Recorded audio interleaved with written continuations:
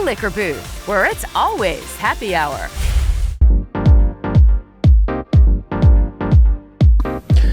Icing on the cake.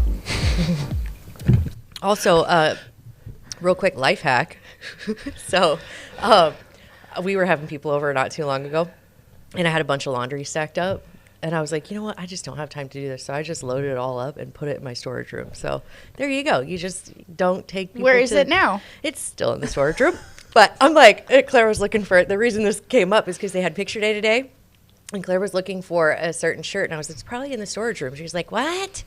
I'm like, it's where I hide my laundry. So that's your life hack. If you're having people over and you don't have time for laundry day. Good life hack. You just hide it and don't let people tour that section of your house. When I was in college, I had a refrigerator box like that that was like yay high, and I had it in my closet, and I would just put my dirty clothes in there. Yeah. And then I'd tip it over, I'd grab a few things I needed to do, wash, and be done with it. Yeah. It was all up there. Yeah.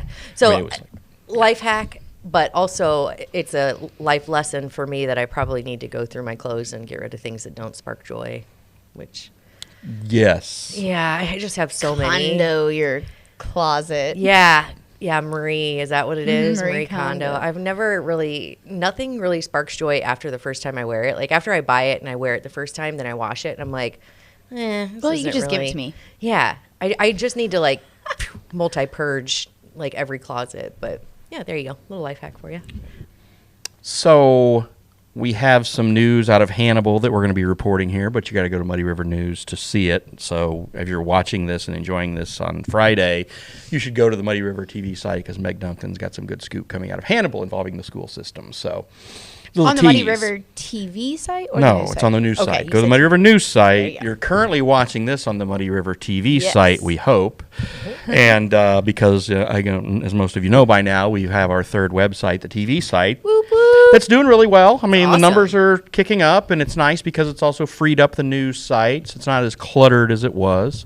But the TV site, it's we've had a lot of cool new stuff on there. I Doing love the preview. Like before, I don't know who creates the content that kind of teases. Do you? Me. They're Yeah. phenomenal. Yeah. Do a really good. You are a wordsmith of Thanks. all wordsmiths. Thanks. I try. Yeah. So yeah, if you haven't checked it out, Muddy River News, Muddy River TV, so you can get to it from MuddyRiverNews.com. You can. Well, you can if you click the box. Yeah, you click the Muddy River TV box in the corner that gets you to the TV site. Yeah. So we Very got cool. lots of good stuff coming down there, and again with the news from Hannibal and all the other things that we have going on. And again, it's been yet another busy week, and the exciting news next week's city council meeting, not the city council meeting, but the finance committee meeting should be interesting because we're going to be talking about roundabouts again. Ooh. I like them when I go to Herman. When you go to Herman, Missouri, Yeah. on Highway 19, you encounter 4 roundabouts. Mm-hmm. Between your first one that you hit is in Martins is just north of Ladonia, Missouri, by Community R6 School, and then you hit 3 more on the way to Herman. They're fine. They're great. all on the highway, though? Yeah, lots of traffic. None No. of them in four-way stops. No, the city of Perry does not have a roundabout, nor does it need one. Yeah. Wentzville has a City- roundabout. Wentzville does, yeah. Wentzville has a lot of them, actually. And I actually really enjoy when it works. But you get that one guy in there who's doing the Christmas vacation thing or That's me. the London vacation or It's whatever. me. I mean, I can't say that I've never done it, but I'm like, okay, I've seen you 6 times and I can't get through, so let's go. You know who else it is? Go. It's Steve Inger. On his Okay, way to so- on his oh. way to Columbia to cover a football game a couple years ago, the one that I'm talking about that's at the Community R6 in Audrain County, he spun around like 4 times and ended up in Montgomery City instead of Columbia. Yeah, that's what he said. See, that's what I'm talking about. So it's not necessarily political. It is about Roundabouts are not political No. at all. Like, No. for somebody to be like, why are roundabouts political? They're not. No. It's money It's that is money. political behind it. No one cares about, like, if you're one way or the other on a or roundabout. who's pimping it or who's against it. It's the money yeah, it's behind money. it, and the money behind this one is all. I think people didn't understand that it's a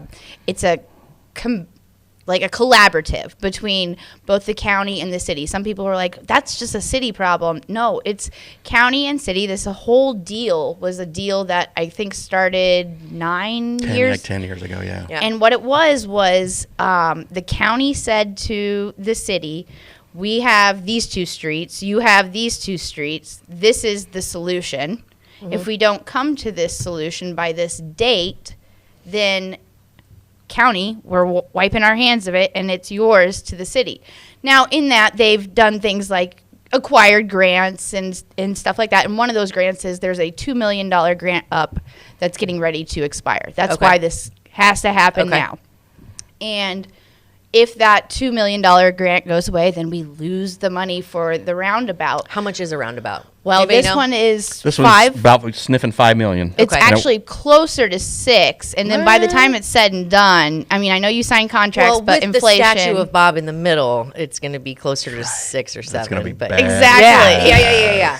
But so it's if this doesn't happen, then I guess that intersection goes to the city. And my say on this is one, that $2 million, it's a sale. Like we don't shop at sales. I mean, I shop at sales, but as a city, we should not shop, or as a county or a municipality, we don't shop at sales because that's going to create problems later, maybe maintenance later.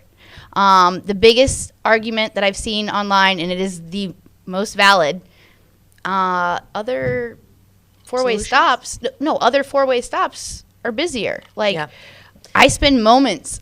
I drive through that four-way stop every single day, and I spend moments in it. Yes, it is high trafficked at times, you know, but that 24th and Harrison is way worse. Yeah. If I'm coming up on 48th and State after a game, you know, like a John Wood game or something, I'm from Quincy, so I know there's other ways around that four-way stop if I need to, if I really don't want to sit there for a solid 5 minutes. So we are so spoiled with our traffic. We are spoiled. Okay, I did hear it's a pretty solid argument because I asked about a stoplight, right? And could be censored, could be timed. However, I know there are different functionalities there. The big concern with that is people coming over the hill that may not know, right? Which could be cause for accident, which I understand. So I do think a consistent flow of traffic would be nice. However, if we don't have the money, where does that money come from? And how do we, right? The almighty question, it just it doesn't grow on trees. So with all of the expenses that are being raised across the board in households and taxes and water and blah, blah, blah, blah, blah, it's like, where are we going to get, even if it is an extra 3 to 4 mil, that's a lot of money. Who pays for it, and how do we get that? So, okay, on the dip, when you go, why wouldn't you just put a flashing red thing that says slow down? There's like a dip. I kind of thought that too, but I thought we had someone explain to us. They came on here. I thought it was Ryan Hinkamper. It was. He was the one who said that it was a safety issue. Yeah. That the ground has to be leveled out, and that would cost more. But I've had it explained to me by someone else recently that, no, the roundabout will cost more up front. And a stoplight would cost more you gotta pay in the for the long power run bill. because you have to pay for the Okay. but again, aren't there more precedent things to be like my statue. like? Well, I mean, I think there are, it's just, we have a lot of plans for Quincy, which I love. I mean, I love the foresight to grow and, to bring in, different aspects that kind of help us grow into this bigger city feel. But at the same time, we have to be cognizant of our budgets and the people that we're trying to please, and how can we do, what are the alternatives and what makes the most sense, not what's the most attractive for the community. Like, it would be really cool, but I know a lot of things would be really cool for this community, right? A lot of things. So is a roundabout the most pressing, right? Also, I have a lot of friends that have businesses out there, so how are they affected, whether it's county or city? Are they going to have to close for a certain amount of time? And so there are just a lot of questions, and I think that there should be more discussions. Do I think it's ultimately a terrible idea? No, I think it's really cool, but how does that all shake out in the end? Actually, my statue should go next to John Wood. I love that you're... Because I then it's a statue of me pointing and going, Wood. Yeah, yes, yeah. I was thinking more like, what's that David Adonis. Statue of David. Adonis. Oh. Isn't that so funny with like the birds and like It's a very small I statue. wish I was going gonna to say that. That's Not that I'm, very like, flattering. commenting So on your the stature, the but- statue of me pointing at John Wood and going Wood. Yeah, John would Wood's be much Wood. funnier. Cool. John Wood's. I Wood, do have a yes. question, and maybe you can answer it. Why? So it is a collaborative, and right now it's a 70-30 collaborative. So that means 70% of this is being paid by the city, 30% is being paid by the county. Why is the county so wanting to like wipe their hands of it just because it costs, because they got this deal in place and Yeah. now it's like, Yeah. but why wouldn't the county and city want to be working together? Well, I think the county. So a lot of the businesses that I was referring to are considered county, and they're probably in their ear saying, "No, we're not supporting this." And those people are voted by those. So it's a kind of a, I don't know. You're I just don't kinda- understand why the county would wash their hands of something and then say, well, it's on you, city, to take care of this. And in 6 years from now, it might be crumbling when county and city are supposed to be backing community. Right. So, Well, again, the city's paying more because of the work that's needed on the city streets, the culverts and the other things. So that's why that's going to be, because the county's already done some of the work on especially on 48th. That's just north of that intersection. They've already done some work there. so the county's done their part, and that's why they're Well, trying to wash their hands of it? They've still got more to do on there, obviously, especially when you go toward east. What do you call it? East State that way. Yeah. So, but you could, because the whole intersection itself needs to be built up and reinforced. That's what it needs to be done. Now, When you're saying reinforced, what do you mean? like the culverts and the infrastructure and new pipes and Yeah. water and sewer, I think all that that's stuff. everywhere. Yes, but this intersection has apparently there's some stress levels to it. So Okay. it's like you can tell it needs bolstering. Okay. Now, could you just bolster it and fix the four-way and put the new signs up and leave it alone like it is? Yes. Sure. And that'd be cheaper. But then some But it's people not have wanted as cool. lights. And, John Wood and Blessing and the school district have all been supporting something to improve traffic flow. By because- supporting, are they financially supporting Well, it? no, they just have properties out No, there. because they're not for profit. Okay. So they just. I was just wondering if, like, when you said supporting, like, No, they're I mean, verbally. I would support they're something too if it was verbally- good for me they're and I didn't verbally have to pay supporting for it. They're it. Yes. on the bandwagon of the roundabout, Yeah. which Yes. I mean, I think everybody would. It's just a matter of money, not politics, not Yeah, a anything else. roundabout's It's like- not political. right. And again, I'm all for trying to make Quincy, because like I said, Wentzville, you go there, it's very smooth, it's very cool. However, here's going to be my thing. If we can afford a roundabout, I hope we can afford some driving training courses for these people who have to tackle it that can't even drive in the GD rain. So Steve Inger. I'm just saying, as I was driving here, I'm like, people cannot handle a four-way stop. Oh, I can handle those. Yeah. I can handle those all All right. day. Most people in this town cannot, and I'm not saying any age group. I'm just saying rain, four-way stop, throw in a train track, we're screwed. I mean, I'm just saying people have a very big like brain fart every time they go to something. It's like, especially something new. Now, granted, they'll get used to it and they'll figure it out eventually, but I can't help but think there's going to be some car dings and, What, when you were on your way over here and, Yeah. and got stuck behind the bus, what street were you on? that was like, so I was going 48th Street.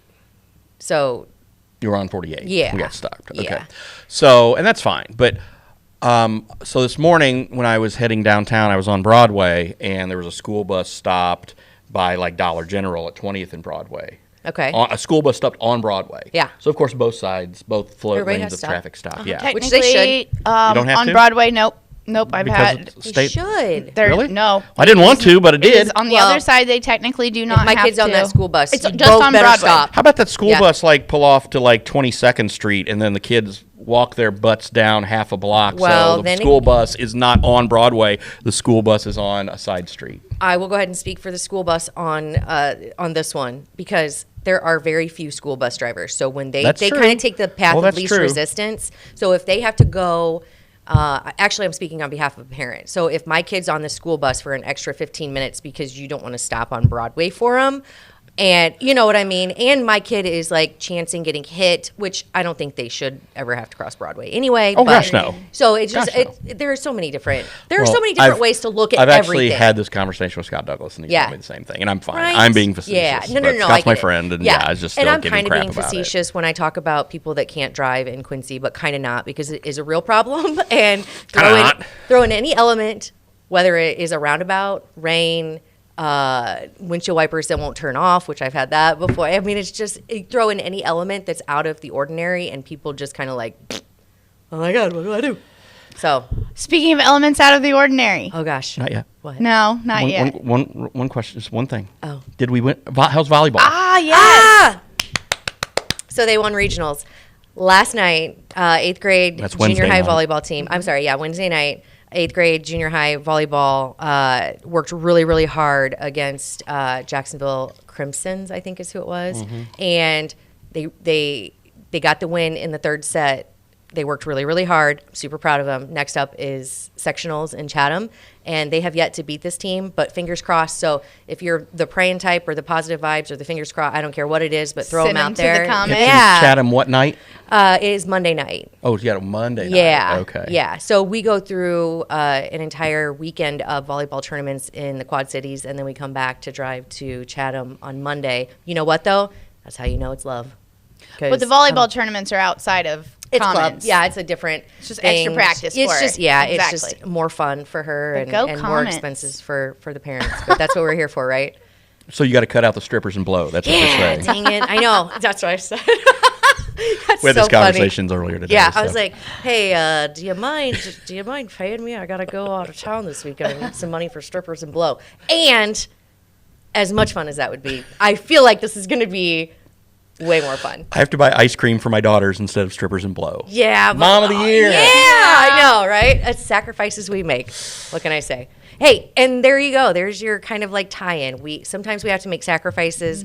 However, I think sometimes you have to be smart about those, and I think that's kind of where the roundabout discussion comes in. If there are cheaper alternatives that will still satisfy the need of the community, we should probably look at those. Yeah, and I think there are. So Yeah. Just nailed that. She did. that's how I put was my. good. That's a solid bold period at the end of that statement. Now you can tell your Mother of the Year story. Yeah. My mother of the year Yes. story. Defended your child. Yes, I did. Well, it wasn't And you're me. continuing to defend your child I'm and your trying. home and I'm your trying. family. Mama Yes. bear. Do So it all started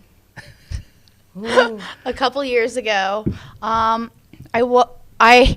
I listened to my daughter.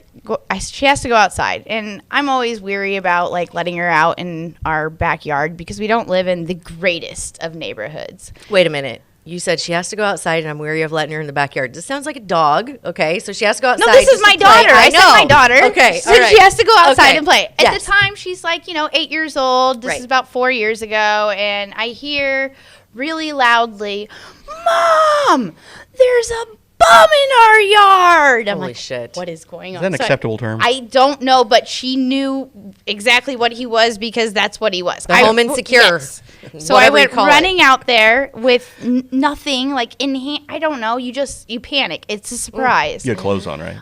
That time I did. Good. And No open road. So there's been no times where open you road. haven't. There have Okay. been times when Okay. I haven't. So no, I was clothed, and I went out there, and he's just laying there in my yard, and he's awake. He goes, "Get out of my house!" I'm like, "Oh, you're Funny, I was doing the same thing. Yeah, in my yard." And the first thing I did was offer him a glass of water. I don't know why. Like I feel like because it's you're like amazing. it's the bartender thing. Like if there's anything ever wrong, you're like, "Do you need a glass of water?" Because she knew he couldn't afford a drink, so she wouldn't give him a drink. I know. That's the bartender That's thing. the bar- Or you just get the hose I out and don't- you're like, listen here. Well, yeah, I was about to. Yeah. So I say to Mayla, go get him a glass of water. Call the police. Yeah. And she goes running inside. And we'll go ahead and skip the middle part of this story for my own liability purposes. And the man went running away. Oh, wait. Backtrack real quick. The whole reason why I'm doing this. He stood up, and that bum was a boxing bum. Oh, shit. Bad That's the bum. worst That's kind. kind of why I have to black out the whole story. And Are I you realized tell me that you punched this I'm not boxing telling bum? you anything, All right, but I will tell you that I had 2 dogs there. My big dog Wilma, and I said to her, Wilma, sick 'em. She goes running behind me. But then my little dog, Chubbs, R.I.P., God rest his soul, not from this, went running after Sir Bum, and the bum punted Chubbs like a football, and my little Chihuahua was yay big, Like 10 football. pounds, like a football, and I watched him be punted, and after that, I melted. It was- Blackout. I would have. so that's why I have to pause. I have to pause. I don't know what Did happened. not have Blackout. I Yep. did not have pugilistic relations with that bum. There you go with the boxing bum. Yeah. So I find out later, though, like, all in all, the bum kind of was a problem because I have a vacant lot that sits next to me. Yeah. That's been a problem for quite some time. It just sits there unattended. It was an unfortunate event. A woman, she lost her house in a house fire. She lost her dog in the house fire. She lost a partner, I believe. Like, an actual man died in this house fire 7 years ago. It was a super sad situation.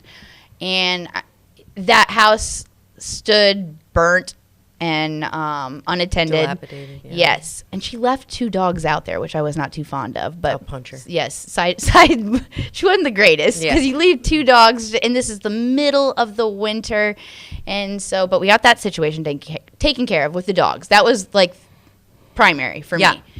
The house then it sat for a while. The city of Quincy eventually cleaned it up, and there's a lien against the house. And it sat as a vacant lot. So that is where Sir Bum kind of hung out, was in this vacant lot, him and his friends, quite often. I found a lot of him and his friends in my yard regularly after this incident. So I decided, Mike, you're building a fence. So we built a fence. I thought you were going to say bear traps. That No. would have been my first. Okay. All right. You're Good a little more fences, humane. good fences make good neighbors. There you go. So we built a fortress around, and that vacant lot sits empty still, and my fence butts up against it. But I think I know Sir Bum, he might not be the same one, and his friends still party there because there's furniture and all kinds of things that I think are called shake and bake, and there were tanks. It's getting and methy, is what you're saying. It's getting bottles methy of over Mad there. Dog. Yeah. And, It's getting Yeah. methy. Uh-huh. So basically, it's just sad that this lot has been sitting there forever, and we made it very clear. When I say we, my husband and I made it very clear, like, I don't want that. I want to do something with that lot. So we, 5 or 6 years ago, tried to acquire it, found out like this isn't going to happen this easily. Well, in September of 2023, so fast forward almost 7 years later, the lot came up for auction, and I thought, for sure, this is it. This is where ours. This is where, Yeah. or something's going to happen where it just doesn't sit scary and dangerous and whatnot. Well, the blind auction that was put into place through Adams County, I'm calling these blind auctions. It's like a tax sale. tax sale, ended up coming to a halt because the Landbank pulled that from the tax sale. And I didn't even know what a land bank was. So I have so many questions. I had so many questions. You'll have to watch the second half of the show then. Yeah, I cannot wait to hear about this. So I got interested in the land bank, and I delved into it, and I asked Bob to help me with getting the hookup with Mr. Chad Landbank. And he's your next guest. He is Yes, our he's guest. our I next cannot guest. wait to hear the conversation that is about to take place. Yeah. I'm proud of you for not only being a mama bear to your daughter, But against Sir hashtag Bum. justice for Chubbs, Justice for Chubbs, but also this is something that you have to live with, and I think that it's good that you're taking a stake in it. I right? am. Right? Like, you're a Also, this is stakeholder not in this. only my problem. Like, this is everyone's Well, problem. so- It's not like, yes, it's a neighborhood problem in this instance, but I'm not the only person that has had this situation where you have a vacant lot sitting next to your home and we want something done Yeah. about it.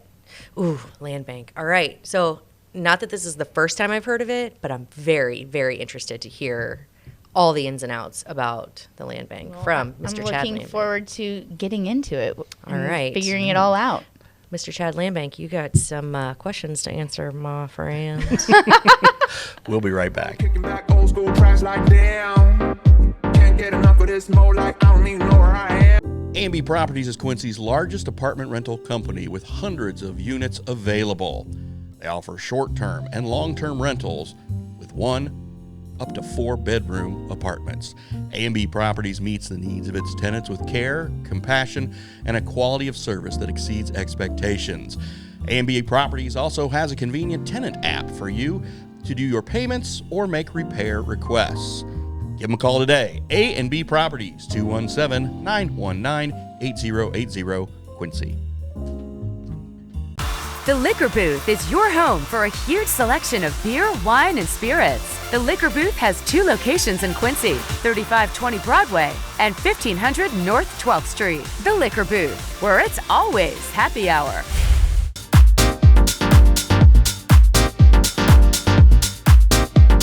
Yeah, I hardly ever drink beer anymore anyways. It's pretty much always bourbon, but I stopped mixing. That helped too.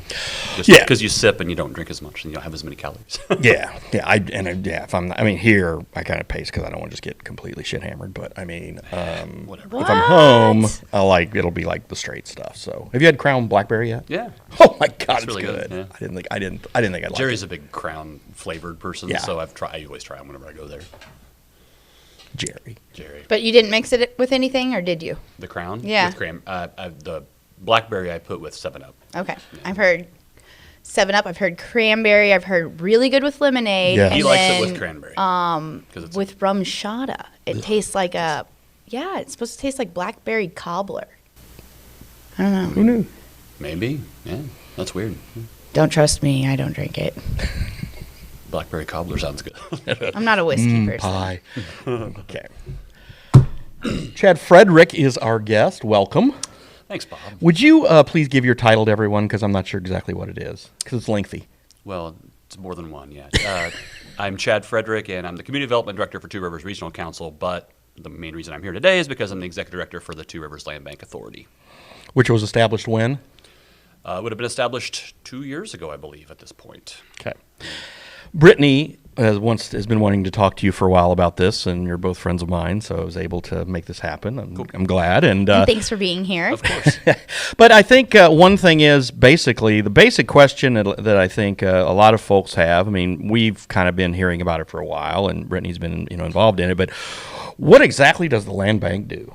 That's a great question. The funny part about it is that most people, they hear the word bank and everything kind of goes in a different direction. A lot of people don't really understand, and even if you read about it, they don't necessarily understand. But the main thing that a land bank does, if you just want to distill it down to the most simplistic terms, is that they try to help whatever the local municipality is, whoever are the members of the land bank, be able to get abandoned, blighted, vacant houses, lots, whatever the case may be, and get them back into some sort of useful manner. So, but when you talk about municipalities, it's 6 counties involved in ours? No, we only have Adams and Morgan, and then we have the city of Quincy and the city of Jacksonville. That's all we have currently. We are we've I don't want to use the term vetted, but like other people have definitely approached us, but we've just kind of been still wanting to try to keep our feet where we're at because we haven't quite got to the point where we feel comfortable, especially from a capacity perspective, considering that I am literally the only employee. Yeah, you're the only staffer. Yeah. But you report to a board. Correct. And this board has representatives from Adams County, Quincy, Who are the board Morgan members? County, and Jacksonville. You're going to put me on the spot here. Okay, so the way that the board is comprised is that you have a officer from each municipality / entity, and then you have a expert advisor that's also there. So I'll run it down if I can, and if I'm wrong, I'm sure they'll let me know. So Brett Austin is our chair. He is from Adams County, and then Shane Fee would be his expert advisor, who's a banker here in town. And then for the city of Quincy, we have Ben Uzelac, who is the treasurer, and then Michael Seaver is our expert advisor, who works for Chuck. I'm sure you guys, I'll tell you who Michael Seaver is. And then for Jacksonville, you have Brian Nyberg, who is my vice chair, and then we have Jenny Fanning is the secretary. She's for Morgan County, and then their expert advisors are Kevin Heitz, who is a banker, and then Mike Oldenettle, who is a realtor. I think you nailed it. Yeah, that's pretty good. Yeah, thanks. A couple of bankers. If we get any more entities, it's going to be hard. couple of bankers on there, I heard. Well, I mean, and with the expert advisor perspective, the key, our goal was to get city planner type people, bankers, realtors, anybody that can truly actually kind of speak to what the situation of the lay of the land is regarding properties. Okay, so these meetings are conducted monthly, or We try for monthly. As anybody who has ever dealt with boards knows, it's really hard for me to get quorum and to make this work. But I would say, and everything's posted on our website. If you look, you can see the monthly. Oh wait, 2 months. Monthly. Oh wait, 2 months. And that's just kind of the way it's worked. But overall, we try to do monthly. If nothing else, it's just to check in and make sure that we have any new issues. Also, kind of jump ahead just a tiny bit. We have legal representation from IDA that is paid for. So we have a technical assistant. So we have 2 lawyers that are always on there with us that were kind of from the beginning involved. And so it's also, I like to try to keep monthly meetings just because I like to be able to not just email me and them. I'd like to have all the board members be able to talk to them and kind of bounce anything off of them. IDA's not your aunt. It's the Illinois Not Development, Aunt-IDA, not right. Aunt IDA. It's the Illinois Development Authority, correct? And Illinois Housing Development Authority, Yes. And that's where the majority of everything regarding the land bank kind of comes from. That's what the feasibility study that was done in the first place to be able to see, kind of where the counties were and whether the land bank would be a good fit. IDA's the one that gave money for that. The strong communities grants that we've gotten for the county, and then also now the city of Jacksonville has, we can utilize that as some way to reimburse for some of the land bank stuff that we're doing too. So a lot of the money is coming from IDA and the entities themselves. But hopefully, cross fingers, that eventually there'll be some federal funding for land banks. I mean, it's becoming very prevalent. A lot of states have it, but we haven't been able to find a way to have a steady stream of income that's like state and federal money. so that's how it's funded. It is Yep. okay. So walk me through a general meeting real quick. Basic general meeting is that once we get it started is that, it's called to order. We have an agenda. There's always an agenda that we run through. We always now have quorum in person, otherwise, because they stopped that, obviously. We can't do just Zoom anymore. But we'll always have a few people online, especially the lawyers, so that way they're always there to kind of walk through everything, which I like to have as a fail-safe because, there's just too many things. I mean, it's a ridiculous learning curve, and so I don't feel comfortable enough, honestly, to not have them be there to be able to run stuff off of, and which is nice. And then we'll go through whatever possible properties might be needing to be talked about. We'll go through what's happening in Jacksonville, whether it's working for them. They really hit the ground running. They did a wonderful. They've just knocked it out of the park immediately. So the nice thing about that is it's a good learning curve then for Adams and Quincy, which was a little slower to the ball game. And so now we can kind of see what Jacksonville did and worked. And, the landscapes aren't too different. So we're modeling ours after the Jacksonville? I wouldn't say modeling. I would say seeing what has worked. And what hasn't worked. For example, one thing that they are using a realtor to kind of help from a marketing perspective and do it. So they got an RFQ. They went ahead and went through all the normal legal to be able to do that. And now they have somebody that kind of does that. So it makes it really nice because then you have an extra layer to be able to try to find appropriate people or appropriate developers or appropriate entities that want to buy the properties. And then we can do all the closing and do all this stuff via easy online and not have to do all this stuff. It makes it also nice because then we can, our application process, which I think you were going to ask about that anyway. I'm sorry to jump ahead. We have an application right on our website. It's very simple and straightforward.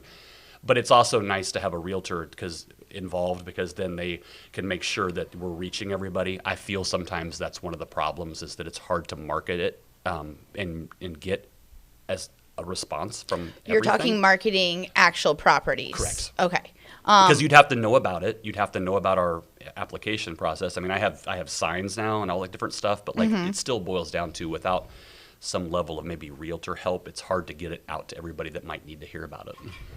Okay, so who is identifying these properties? Great question. It could be anyone. Generally speaking, each municipality and or entity kind of brings it to me and or the meeting and or the other people.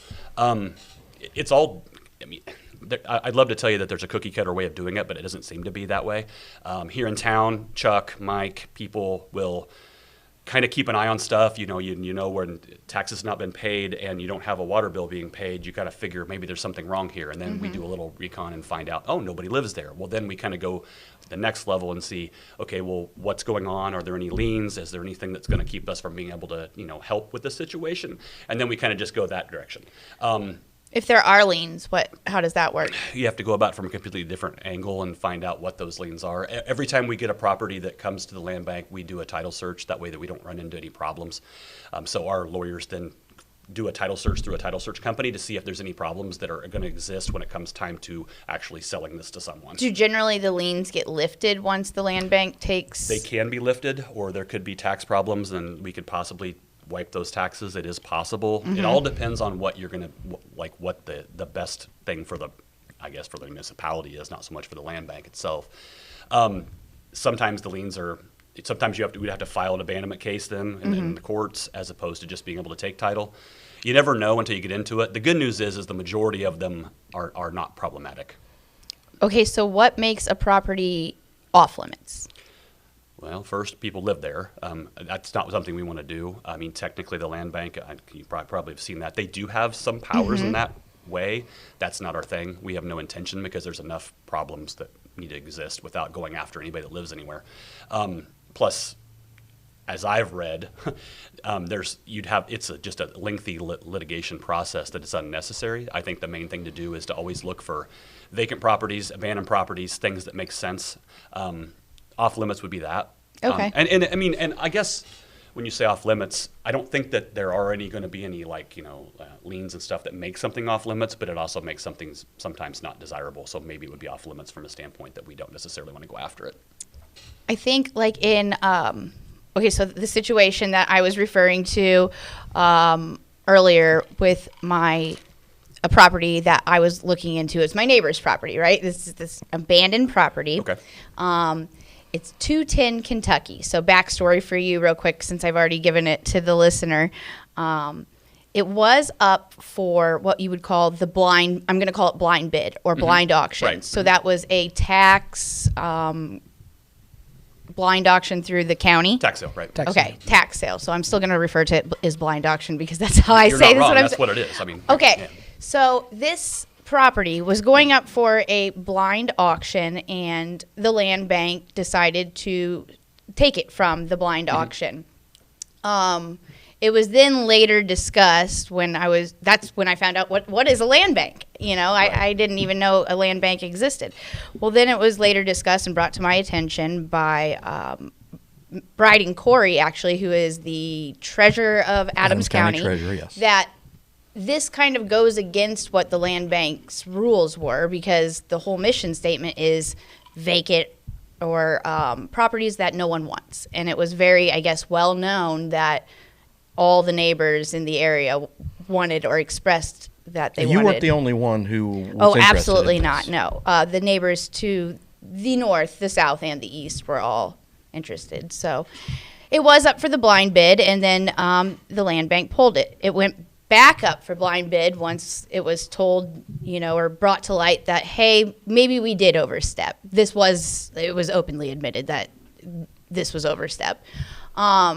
So it goes back up for auction, and the blind auction. And long story short, the lady ended up paying her taxes, but she still has a lien on it, and it's still an abandoned property that still sits there unattended. And unfortunately, I believe she's probably going to go through another set of liens, because then more cleanups, just for the fact that it's not safe, it's dangerous, it's not just out of city ordinance code. It's actually dangerous. So she just goes back into this cycle of not being able to afford things. When does, I guess, the land bank step in again? Well, you just set up perfectly I'm so happy you said it the way you said it and told the entire story, because you actually hit two major things. Yes. Going back to what you said originally, me not living here, obviously, I get everything from after the fact, after things happen. Yeah. But I'm also the person that dealt with everything that you just said. Yes. Twofold. If the neighbors were interested in buying it, and that was something that was known, then we probably should have waited and or talked to the neighbors first. That I completely understood, which is also what we talked to our lawyers about, and everybody. It's like, we didn't do anything wrong, but we probably overstepped. Yes, I love the way you put that, because it's true. Legally, we did exactly what a land bank normally should do. The problem is that if we knew people were interested, we could have went about that completely differently. But if we would have done what we should do, we wouldn't be in the situation that you're now in, because that's why the land bank would have stepped in and taken care of the lien situation and probably filed an abandonment case and done the things that needed to be done. And now I think though the lien was already lifted, and when it was up for blind sale the first time, it would have been sold. So she got a new lien. She's going to get a second lien again, but she just paid her back taxes is what she paid to keep it. Brittany, is the property still abandoned? Yes, it's still abandoned. But she paid her back taxes, but she's still not living There's nothing on the property right now? No, she wanted to put her trailer there. Oh, that didn't work? I think that's against city ordinances, and I don't think there is an electric hookup or a water hookup or something. That would be a problem. I don't know. It is a sad situation now the problem is that she's paid her taxes, so technically she's back in the cycle, the cyclical problem that exists, that is the problem literally everywhere. But had the land bank not stepped in, the blind auction would have taken care of it, which that's what I want to get to. Yeah.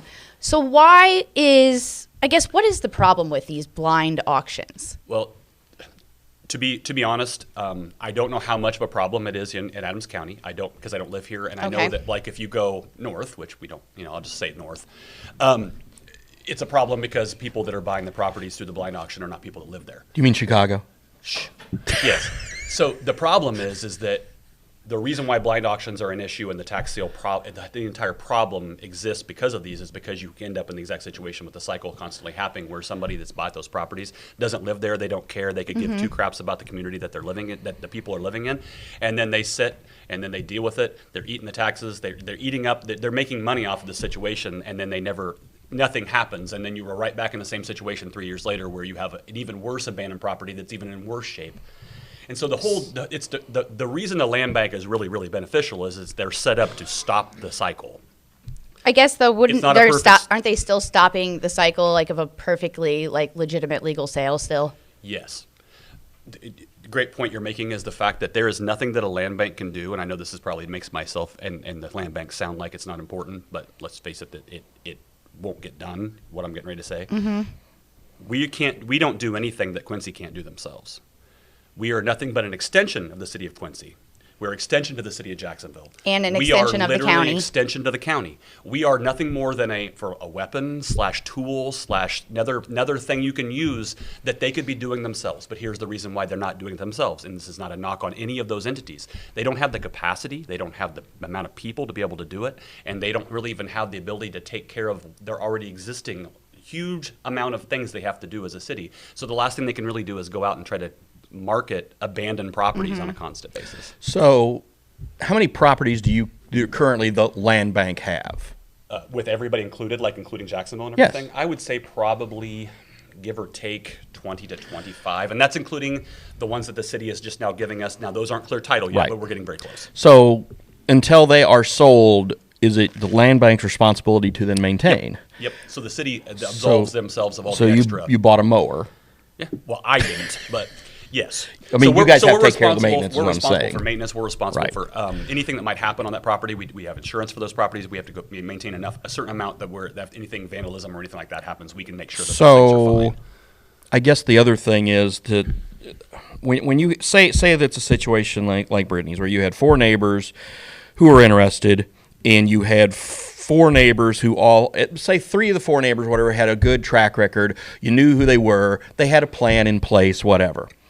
And the bid process, instead of just taking the highest bid, you would, I'm just going to use round numbers, $1,000 bid or a $900 bid. Say, we like what the person with the $900 bid, we're not going to take the person with $1,000 bid. You can do that, right? We're required to take whatever we think is the best fit for this. Okay, so you can't just take the high bid. We can, but we don't. Yes. I mean, technically you could take whatever bid you want, but by what our bylaws state and what we're asking for is a narrative that actually shows you're going to have the best use for the property. So technically... Now, if the best use for the property is the neighbor wants it because they don't want anybody else to live there, if that's the best use, we're going to sell it to them. But this board gets to decide, instead of in a blind auction where it would be completely fair, where you're not bidding neighbor against neighbor that live by each other, you are now going from neighbor to neighbor asking not only how much are you going to give us the land for, but what are you going to do with the property, which I understand, like I get the backstory, but you're basically opening up the opportunity to play favoritism, and I don't see, I guess, the fairness in that. Because so if I want to buy the land for more than said neighbor, and we both have, just for, like, we both have the plan of we just want to maintain it so it's not dangerous anymore. Even if I wanted to bid more, because some of those people on that board absolutely do not like me, they could just be like, Well, I mean, I get where you're coming from completely, but we as a board vote completely together. Like, the whole board votes. But the board is made up of, on our Quincy side, like the Brett Austin, who is heavily involved in realtor. Like, I guess I don't see the conflict of interest there. Ben Uzelac, who is friends with Brett Austin, and then you said Michael Seaver. So, like, if one person in that isn't liked out of that group, you're kind of screwed, huh? It opens up, I don't know, I just think the land bank kind of opens up, it takes away from the blind bid, the fairness, and it opens up an opportunity to play favoritism with our local government. If two bidders just had an identical plan, though, or say if two bidders have an identical plan, we're going to go with the highest bid. But if one person just said, okay, say one's a commercial and one's a residential. The commercial guy says, I want to extend my fence. The residential person says, I want to put in a pool. What would you do? Commercial, because it's going to bring in more taxes.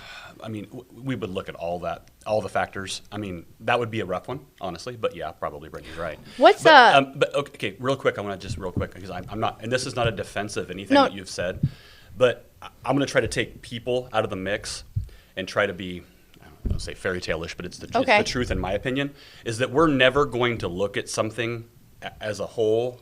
And if there was some reason why anyone, I'm not saying names, but anyone said, well, I don't think that that's a good plan, we would question that. I would question that. I'd like to think there would never be a case of we're not giving it to that person because we don't like them. I'm not saying that is not impossible, because obviously I'm a realistic person, but I don't think we would allow that to happen, because we would be looking at, I mean, we look heavily at the narrative. I mean, it's, if your narrative was the same as your neighbor's narrative and you're bidding 10 and they're bidding 9, you're getting the property. I don't care if everybody on the board hated you. You're getting the property because it makes the most sense. If their narrative was 9 and yours was 10, and you're going to do something that doesn't really help anything, but they were going to do something that made more sense, quote unquote, we'd have to look at that. I mean, are these side lot sales? Is that what this is? Like when you do that? That's what that loose term for that, is. So it's side lot. Like, you mean like when your neighbor buys it for? Well, like when the land bank goes to, because like in the rule book or whatever, it says that you go to side lot sales first. And is that what that is? Right. Like, so the neighbor wants it, right? I mean, that's if there's no real reason to, like, if, for example, if a developer was wanting to buy a property and the neighbor was wanting to buy the property, if the developer has a good plan to be able to help the community, it's probably going to go to the developer. Even though the side lots, like in the procedures or whatever, it says side lot sales first, I thought. First? Yeah, like that you offer the side lot sales first over the developers. I don't know. I'd have to look at it. I'm sorry. I don't know. I did notice that this procedures and manual, like it was adopted in 2023. Yep. Was there a reason why you needed to get this put in place? Because they're supposed to have it. Like we needed to get it done. We had fiscal procedures we had to get done and everything like that. So while we were operating, we still have legal representation that made sure everything is above and done correctly. But it operated without a manual for I mean, it's still 2 had years? a manual, just to have it adopted by the board, yeah. Oh. Yes, I see what you're saying, but yeah. So if you're, I guess the one thing, because we have the IGA and the bylaws. I mean, so we knew we had to go by that. International government, intergovernmental agreement, not grocery store, right? Right, not IGA. Let's just make sure. I didn't buy anything there. No. Come on. Jay, acronyms sometimes, even though we all love acronyms, sometimes we have to explain what they are. So, I guess the thing though is when you've got a situation here, and again, I would think the zoning of the area might have something to do with it too. I don't know, but again, when you're talking about people who have actually houses there, I mean that's a direct impact as opposed to somebody's business who goes in at 8 to 5 or what have you. So, one other rule I wanted to clarify: board members and officers, including yourself, of the land bank cannot participate in the sales. Correct? Correct. All board members, or is it just you? All board members and me. And by participate, I mean that we cannot sell it to ourselves. We cannot sell it to someone that's related to us. We cannot sell it to anybody that we're bringing to it. It's like, hey, my best friend needs this. That's not the way it works. I mean, now if. What about partners? No. No business partners No business either. partners either. No. Now that doesn't mean that we couldn't possibly know the person that is applying for it. Obviously, Sure. you can, but it's not going to be. I mean, by the nature of the beast, if you're related to the person, you can't be in. You can't get it. So It just helps. It helps with every level of conflict of interest. It's Sure. not even worth it. yeah, absolutely. I think so too. Where then are all these properties are listed under the Two Rivers Land Bank? Authority, right? Yeah. And then other than that, you said there's not much marketing behind it. Like you have to just go there if you want to see the properties. Right. I mean, we'll put pictures up on the website and do stuff like that. Again, you'll notice that Quincy has not had a lot as of yet. We're going to have all these lots, and I'm going to go out and start taking pictures of everything and put them on there as soon as we have clear title to everything. And that's where I think that we'll start seeing things pick up for the city here anyway, and the county, I guess. I mean, Brian in Jacksonville sells them as quick as he gets them. But he's now word of mouth. They know, they kind of know what's going on, and he has gone above and beyond to work his butt off to get stuff done. Not saying anything negative about what's going on here. That's just what he chose to do, and it's worked out nicely. But the good news about that is that he's, by doing what he's done, I can see what works, which is nice. And I mean, and I think these lots will sell. I think all of them will sell. And it's not that the city was doing anything wrong. It's just that it's a lot for the city to be able to, number one, they're having to maintain vacant lots in the first place, and which is money and time, and then it's hard for them to market and sell them. That's what the job is for us to do. We also had a situation just a couple of weeks ago where the city was about to turn over a bunch of property, then pulled some back because a previous bidder had been interested. Correct. Right. So, in my opinion, this is just my opinion, the city could have not done that, went ahead and gave them all to the land bank and told us that they already had a previous bidder, and we would have honored that and done it that way. And that way they wouldn't have had to gone through this weirdness. It's fine. It is what it is. I think part of the reason too is because the city had advertised for those really clearly. I guess I don't. And there was a actual. I think it's literally not understanding. The person that pulled them back, or the people that were involved with pulling them back, thought that the land bank didn't have something in place that's like a deed restriction type situation where this had to be done. That's where the city does promise that, like you have to build on it, or this has to happen. We put deed restrictions in on most things that we do, meaning that like if you don't fill your narrative of what you're saying you're going to do by 12 months, the land bank will take it back. If you don't, but you can also ask for an extension. I mean, that happens too. I mean, it's going to happen. Well, I can't quite get to where my narrative was in 12 months. Okay, cool. When can you think you can do it? And well, we can extend I think it out. another thing that will help is anytime. I mean, whenever the city's had the fix or flatten program for years, and all the media entities, well, generally at least us and the WIG and whoever, will report and say, hey, these are the properties. So people kind of find out that way. And I would hope that any properties that the city or the county or whoever turns over to you guys will also be discussed in open session at public meetings. Right. So they'll know those properties are coming your way. So the public will know those properties are coming your way. Which should obviously help with marketing perspective too. Okay. Speaking of meetings, my last question on this, and it is in regards to what happened with that property next to my neighbors. So all these meetings, everything that is decided with the land bank is decided in these meetings, right? Which are recorded. There was absolutely no record of 210 Kentucky Street in these recordings. So then that means, I guess, somebody would have had to make a deal or have pulled from blind bid outside of the meetings. I don't know who or what, but this had to have happened outside of the meeting because there's no record of 210 Kentucky Street, and the land bank pulled it from the blind bid and then gave it back to another blind bid, a second blind bid. Those bids were, I believe, in September and August. Something like that, Yeah. Roughly, yeah.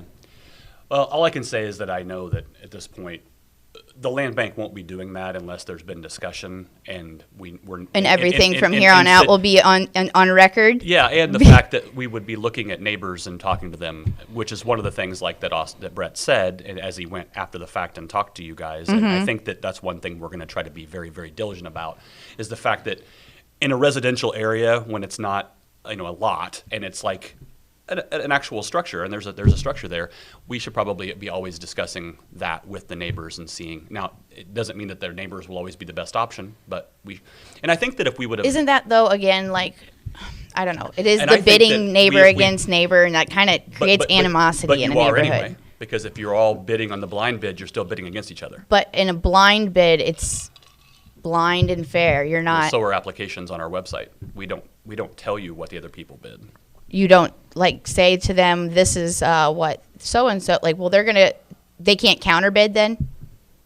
Like, you can't you're not playing like real estate. No, because we're not in it for actual real estate. This isn't, I know that sounds crazy to say this, but we're not really in it for the money. We're in it to get it back into a proper use, to be able to get it back into an actual like use for the community and for taxes. So, no. Our application process is not, I hate using the term blind because it's not quite the same as blind, because obviously there's a bunch of people looking at it once it comes in, but we literally just put out, this is your application, and we have actually posted on the website before that you have until this date to bid. It is a bid still technically. Yeah. And so, no, we wouldn't have done that. What we would have done is that hopefully all three of the neighbors would have bid, and then we would have looked at what the bids were. So it is the same as a blind bid in some ways, because you have no idea what actually would be the best bid, because that's what the blind bid freaks me out anyway, because it's like, how would you know, like, what, you can look at like the assessed value of that place, and that doesn't mean anything to do with No, not exactly. at all. So you have no idea what the bids are going to be. I guess historically, you can always ask what historically is going on, and they might tell you. I don't know if the county tells you that or not. But so yeah, we wouldn't be pitting you against each other any more than the normal blind bid would be. So we would have. I know if things would have played out and maybe not worked the way that they did, and then end up kind of becoming ugly in a sense, what we would have done, and like what I like to think we would have done, because this is what we're supposed to do, is we would have done it, and you would have had the same chance to apply. Everybody would have applied on the website, and everybody would have had their applications looked at by the board, for me first, and then the board, and we would have decided who was the winner. Gotcha. So I'm not sure that. Again, not defending any person versus anything. I don't think what we did would have worked out badly if it would have just been left alone. It just maybe wasn't done properly. It would have had a good result. I think it would have had a better result than what it ended up being, because now what we've been in, we're going to be back in the same stupid cycle. That, or had it, again, not stepped in. I think she would not have had then enough time She to probably wouldn't buy have done it. No, her. I agree, yeah. I know she wouldn't have. She told me I'm this. surprised that she did anyway. Yeah. I think when you have little to nothing, you're going to grasp on for everything, and that's really sad. It is a really, really sad situation. This lady's house burnt down. Her dog died in it. A human died in it. It was not a good situation. This happened close to 7 years ago. Not that house, though. The house. That's the house that had the fire? Mm-hmm. And it burnt down, and then it was just left alone, and she left 2 dogs tied up outside, which was really sad. And but somebody took care of the dogs, and we got that situation under control. And then it sat burnt for a couple of months, and the city of Quincy came and cleaned up the situation, and that's where the first lien came from. And that was about 7 years ago, like I said. Was she not willing to sell to just one of you in general?